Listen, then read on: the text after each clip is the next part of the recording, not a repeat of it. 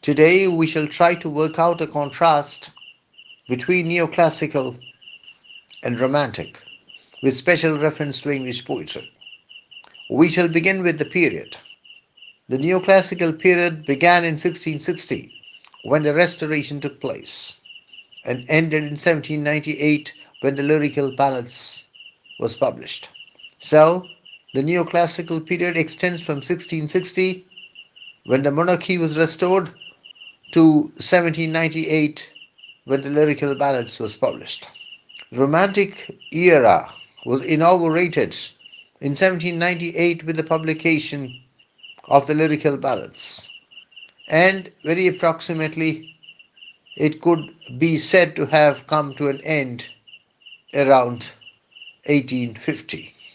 Let us take a look at the two terms, neoclassical and romantic. Classical refers to a particular period in history. In the case of Western history, it refers to the period of ancient Greece and ancient Rome. Neo means new.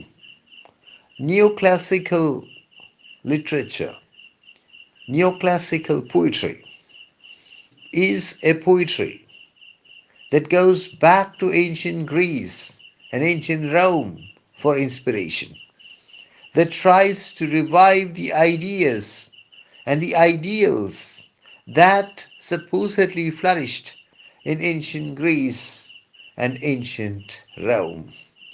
The word romantic means associated with love, associated with romance, and also associated with anything mysterious, strange, unusual, nostalgic, beautiful. And just as the neoclassical poets went back to ancient Greece and ancient Rome for inspiration, the romantic poets frequently, not always but frequently, went back to the Middle Ages for inspiration.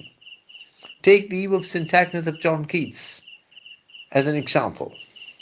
You find a very strong presence of medievalism in the poem.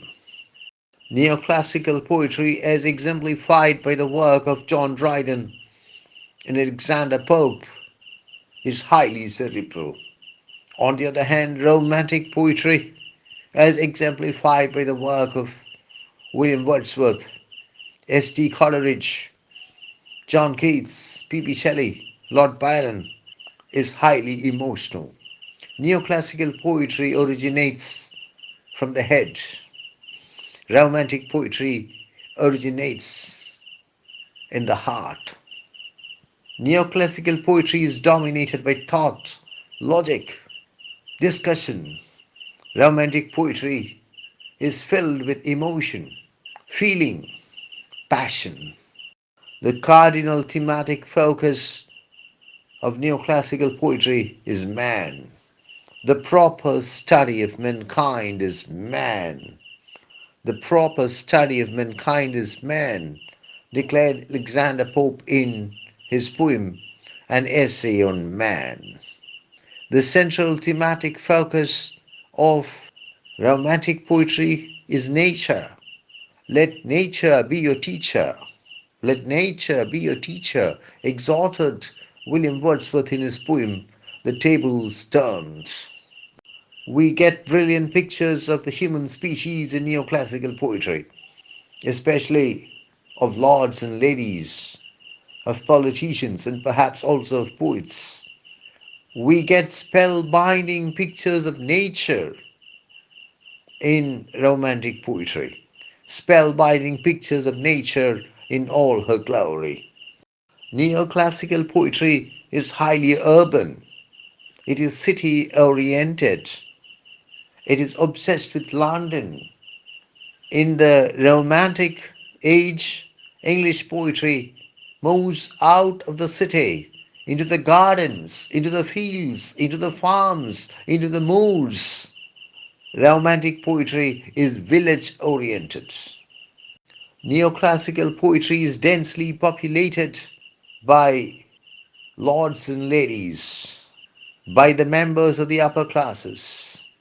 Romantic poetry allows us to meet such figures as the leech gatherer or the solitary reaper who exist on the margins of society. The neoclassical poets almost exclusively used the heroic couplet. The romantic poets experimented with a variety of meters.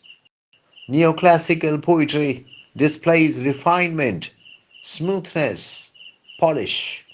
Romantic poetry is noteworthy for its roughness, its irregularity, its naturalistic appearance. The language used in neoclassical poetry is highly artificial. The language used by romantic poetry is very close to everyday conversation of ordinary people. Neoclassical poetry tends to be politically conservative. Romantic poetry tends to be revolutionary.